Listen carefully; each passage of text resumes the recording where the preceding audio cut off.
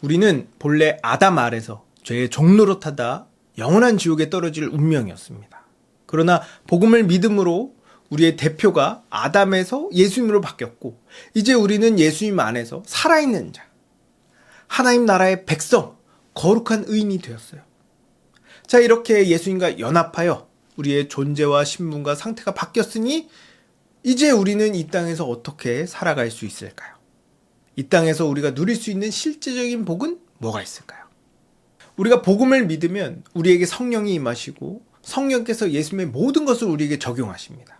그래서 우린 이 땅에서 점점 그리스도의 충만함을 경험하는 삶을 살아가게 돼요.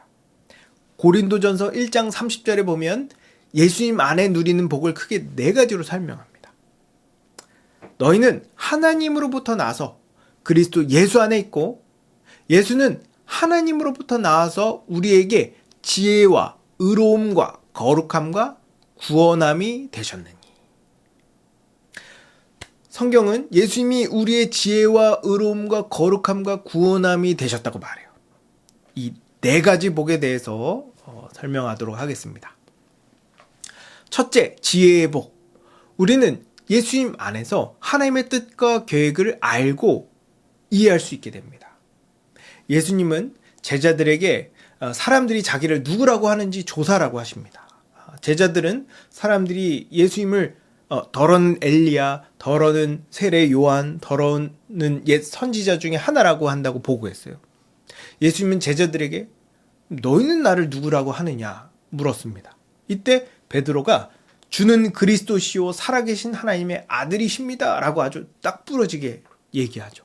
그러자 예수님은 베드로를 칭찬하면서 이것은 너 스스로 깨우친 것이 아니라 하나님께서 알게 하신 것이다 라고 말씀하세요. 우리는 우리가 복음을 듣고 그 내용을 이해해서 예수님을 믿은 거라고 생각합니다. 네, 표면적으로 보면 맞는 말이에요. 그러나 이 영적으로 보면 성령님께서 우리에게 그 의미를 이해할 수 있는 지혜를 주셔서 우리가 복음을 믿을 수 있게 된 겁니다. 성경은 성령을 지혜와 계시의 영이라고 불러요. 이렇게 부르는 이유는 성령님이 우리에게 하나님의 뜻을 알려주지 않으면 그 누구도 하나님의 말씀을 올바르게 이해하거나 믿을 수 없기 때문입니다. 그런데 우리가 예수님 안에 있으면 성령께서 우리 안에 계셔서 예수님의 지혜와 지식을 알려주시고 깨닫게 하세요. 이 지혜와 지식이 얼마나 귀하고 값진지 바울은 이렇게 말합니다. 그러나 무엇이든지 내게 유익했던 것을 그리스도를 위하여 다 해로 여기고 또한 모든 것을 해로 여기는 이유는 내 주 그리스도 예수를 아는 지식이 가장 고상하기 때문이라. 복음을 믿음으로 누릴 수 있는 가장 큰 복 중에 하나는 우리 주 예수 그리스도를 알고 그분을 닮아갈 수 있다는 거예요. 성령님은 우리가 성경을 읽고 기도할 때 우리에게 그 뜻을 알게 하시고 믿게 하셔서 세상의 만연한 거짓 가르침을 분별하고 지극히 선하고 의로운 것을 깨닫게 하십니다. 그래서 인생을 올바로 해석하고 지혜로운 선택을 하도록 만드세요. 둘째, 의로움의 복. 우리는 예수님 안에서 죄로부터 자유로울 수 있습니다. 우리가 복음을 믿으면 예수님과 연합해요. 이 연합이 이루어질 때 예수님은 우리의 죄를 가져가시고 우리는 예수님의 의를 받게 돼요. 이 의가 우리에게 있기에 하나님은 우리를 의롭다 선언하십니다. 이걸 신학적인 용어로 칭의라 불러요. 이 칭의는 법적인 효력이 있기 때문에 우린 어떤 상황에서도 우리의 구원을 확신하고 평강 가운데 살 수 있습니다. 아시다시피 우리는 하루에도 수백 가지 죄를 지어요. 그 중에 아주 하찮은 죄라 할지라도 하나님의 관점으로 보면 전부 지옥에 떨어지기 충분한 죄입니다. 그럼에도 불구하고 우리가 지옥에 가지 않는 이유는 예수님께서 우리의 과거, 현재, 미래의 모든 죄값을 전부 치르셨기 때문이고 예수님께서 이 땅에 이루신 온전한 의를 우리에게 주셨기 때문이에요. 우리는 이 예수님의 의를 소유하고 있습니다. 이 의를 소유한 자만이 하나님 앞에 담대히 설 수 있고 하나님의 심판을 피할 수 있으며 하나님 나라에 들어갈 수 있어요. 너무 감사한 건 이 의는 한 번 주어지면 절대로 잃어버리거나 빼앗기지 않는다는 겁니다. 교회 다니는 사람 중에 조금만 죄를 지으면 막 지옥에 떨어질까 봐 두려워하고 걱정하는 사람들이 많아요. 이러한 모습과 태도는 예수님이 우리의 의로움이 됐다라는 말을 이해하지 못했거나 믿지 못하는 겁니다. 예수님이 우리의 의로움이 됐다는 말은 그 어떤 것도 하나님과 우리 사이를 갈라놓을 수 없다는 뜻이에요. 사도 바울은 로마서 8장 38절에 39절에 아주 놀라운 고백을 합니다.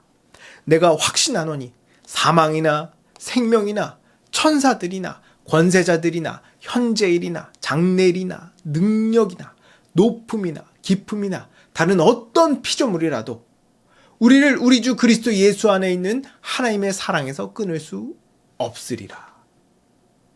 그러므로 복음을 믿는 자는 더 이상 지옥 갈 것을 두려워하지 않습니다.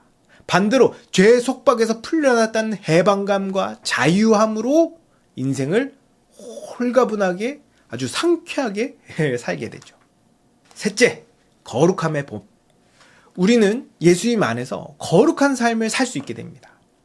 예수님은 우리의 의로움이 되셔서 우리가 비록 죄를 짓고 또 넘어지더라도 하나님은 우리를 여전히 의로운 자로 여겨주세요. 그러면 곧바로 이런 반론이 들어올 겁니다. 아니, 죄를 지어도 구원받는다면 그럼 누가 선하고 누가 의롭게 살려고 하겠냐. 사도 바울도 유대인들에게 똑같은 공격을 받았습니다. 그러자 바울은 이렇게 얘기해요. 그런즉 우리가 무슨 말을 하리요? 은혜를 더하게 하려고 죄에 거하겠느냐? 그럴 수 없느니라. 죄에 대하여 죽은 우리가 어찌 그 가운데 더 살리요? 바울은 우리가 어떻게 죄로부터 해방됐는데 미쳤다고 다시 죄 가운데 들어가서 또 죄를 지으려고 하겠냐라고 말합니다. 맞아요. 복음을 믿어 그리스도와 연합된 자는 존재적으로 본성적으로 거룩해졌기 때문에 죄 짓는 걸 극도로 싫어합니다. 반대로 하나님 뜻대로 거룩하고 의롭게 사는 걸 추구하고 기뻐해요.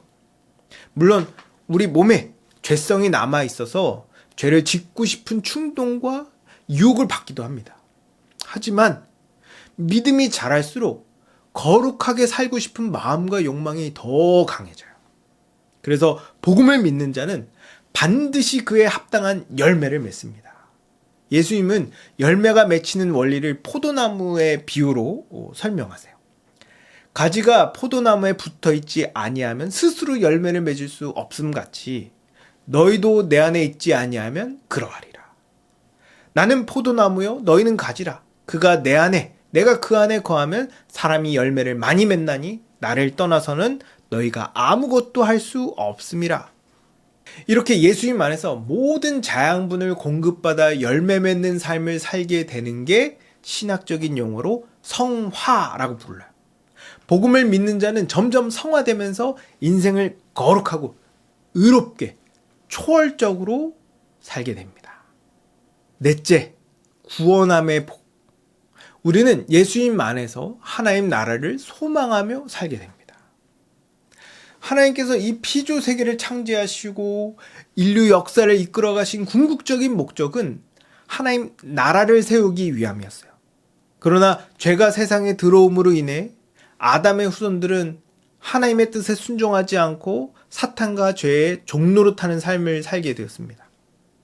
하나님은 그의 아들을 보내셔서 죄와 사망의 권세를 끊으시고 복음을 믿는 모든 자들을 예수님과 연합시키십니다. 이렇게 예수님 안에 들어온 자들은 이제 죄와 사탄의 지배에서 벗어나게 되고 예수님의 통치를 받아 의롭고 거룩한 삶을 살아갈 수 있게 되죠. 이러한 하나님의 통치를 받는 백성이 이 땅에 있기 때문에 성경은 하나님 나라가 이 땅에 임했다고 말합니다. 그러나 우리가 사는 이 세상은 아직 하나님 나라가 완전히 임했다고 볼 수 없어요. 왜냐하면 여전히 죄의 영향력이 남아있고 수많은 사람이 죄의 종로를 타고 있기 때문입니다. 그래서 예수님은 제자들에게 복음을 열방에 선포하라고 말씀하셨어요. 그리고 현재 하나님 나라는 점점 확장하고 성장하고 있습니다. 때가 되면 예수님께서 재림하셔서 이 땅의 모든 사탄과 죄인들을 멸하시고 온전한 하나님 나라, 곧 새하늘과 새 땅을 완성하실 거예요. 복음을 믿으면 그때까지 성령님께서 우리의 구원을 보장해 주십니다. 그래서 우리는 시간이 지날수록 우리의 믿음이 자랄수록 더욱 하나님 나라를 소망하고 기대하게 돼요.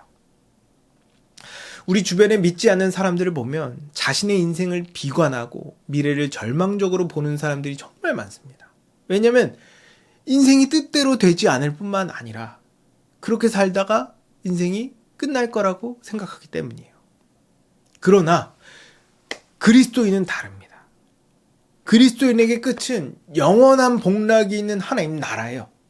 그리스도인은 성령의 능력으로 이 세상을 거룩하게 살다가 마지막에 부활하여 새하늘과 새 땅에서 영원한 복락을 누리게 될 겁니다. 이걸 신학적인 영화로 영화라고 불러요. 복음을 믿는 자는 이러한 영화가 보장되어 있습니다. 그래서 아무리 힘들고 아무리 어려운 일이 있어도 절대 희망을 잃지 않고 끝까지 인생을 충실하게 잘 살 수 있게 되는 거죠. 이렇게 복음을 믿으면 예수님 안에서 지혜의 복, 의로움의 복, 거룩함의 복, 구원함의 복을 누릴 수 있습니다. 얼마나 좋습니까? 그러니 이 복음을 믿고 예수님 안에서 충만한 복을 누리는 여러분 되기 바랍니다.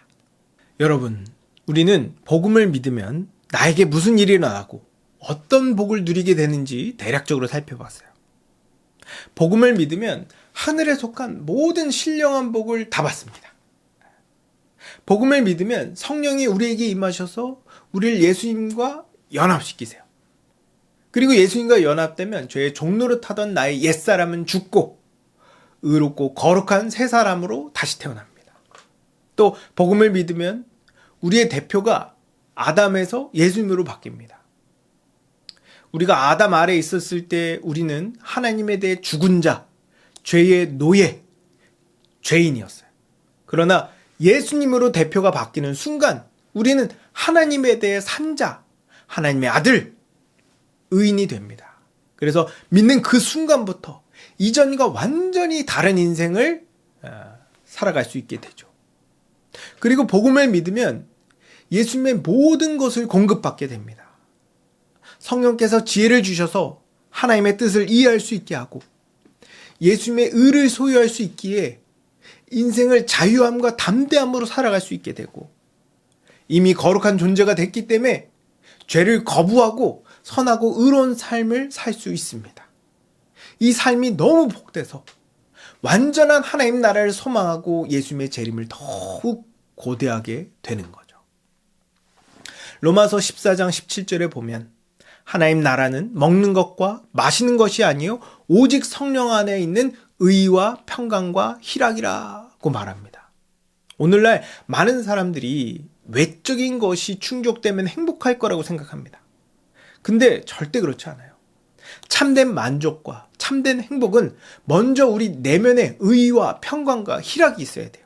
그래야 외적인 풍성함도 의미가 있는 겁니다. 복음을 믿으면 우리의 존재와 본성이 바뀌어요. 이런 본질적인 변화를 기점으로 우리의 환경과 상황도 변하게 될 겁니다. 그러니 복음을 믿어 새 사람으로 거듭나 하나님 나라의 복을 풍성히 누리기를 주님의 이름으로 축복합니다.